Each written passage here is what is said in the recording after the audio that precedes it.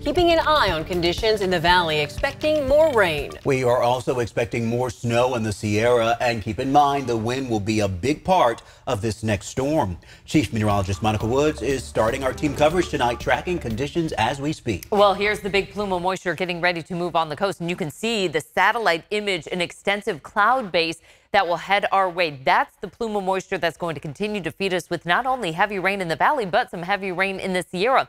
Currently tracking the last bit of our first storm to roll on through, the second one right behind it. So not much of a break here for tonight. Now, snow levels are still staying right about the pass level, but they are going to rise throughout the course of tomorrow during the day. Not much in the way of snow for the central Sierra. We are looking at a lot of rain, though, falling still for the foothills. So that's all adding to the accumulation and the runoff that we're still dealing with. Temperatures tonight, if you happen to step outdoors, you're noticing it is quite warm outside, still around 60 at this hour. We're in the 50s throughout the foothills and 30s to right around 40 up top for the Sierra. So we'll get you through tonight into early tomorrow. And this is really the time frame to prepare for is early tomorrow morning. The rain starts to come down heavy at times for the morning commute, and the wind will start to pick up as well. Snow level will still be roughly right about the pass level and then quickly start to rise above the pass level, leading to more flood concerns for the high country with continued snow melt, rises on creeks and streams, and those storm drains. Some of them are still covered by snow, so flooding on roadways is possible as well. Flood watch continues through Wednesday morning for the valley, and we've got 14 monitoring stations for our rivers that are going to be above flood stage. We have a flood warning now for the Cosumnes River at Michigan Bar until further notice. Flood stage is expected late tomorrow with flooding in Wilton. Also for the Merced River, flood warning until further notice. Again, flood stage expected by late Tuesday. There's a lot to watch. Still got to talk about the winds, guys. We'll check back in shortly, Monica. Tonight, crews are out looking for any possible levee breach.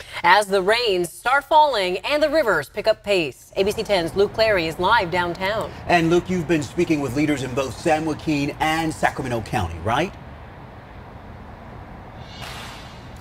Yeah, that's right, Chris. And standing here along the Sacramento River, I have to tell you, as Monica mentioned, it's surprisingly warm out here as we're starting to see a bit of a drizzle coming down. The rain really coming in kind of fits and starts throughout the afternoon here in Sacramento County and in San Joaquin County as well. And county officials tell us that it's at times like these, as the rains are expected to fall, that the levees become a major priority. Running through the agricultural heartland of California, the San Joaquin River is bounded by an extensive levee system. The surrounding soil is already saturated. The levee could be tested by incoming rains and snowmelt. Well, we are at the bottom of the bathtub in California. Fritz Buckman is San Joaquin County's Public Works Director. In past flood events, the San Joaquin has been a concern, when, especially later in the year when we've got warm storms on a whole lot of snow.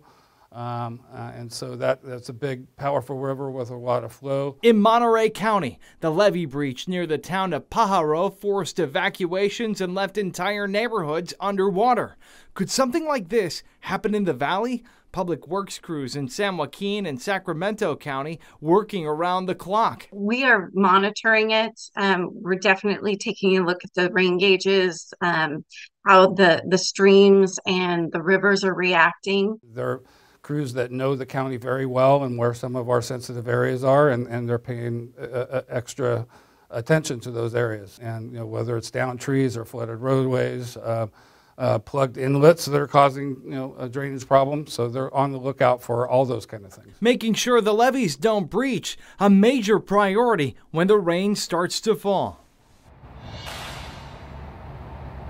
And it's at this time the Sacramento County Office of Emergency Services recommends packing an emergency kit. Think things like an extra change of clothes, your hygiene products, prescriptions, cell phone charger, anything that you might need if you're away from your home for an extended period of time, especially if you're in one of those areas that has had evacuation warnings or orders before. And additionally, they want to remind drivers out there not to drive through standing water on the roadways or to try to drive around those barriers. We've seen deadly consequences from that just this year. So it's another thing to keep in mind as the rain starts to fall. Chris, Laura? Yeah, Luke, all that is so true. You simply can't see how deep floodwater really is. And for perspective, all it takes is a foot of water to move a small car. Luke Clary, thank you. In Monterey County, a 100-foot wide levee failure, as Luke mentioned, flooded the town of Pajaro and closed Highway 1. The levee failed on Friday night, leaving dozens stranded and in need of rescue by firefighters and even the National Guard. So be sure to download the free ABC 10 app to keep up with the latest information on weather conditions, road and school closures. You can also upload your weather photos and videos, and you just might see them here on ABC 10.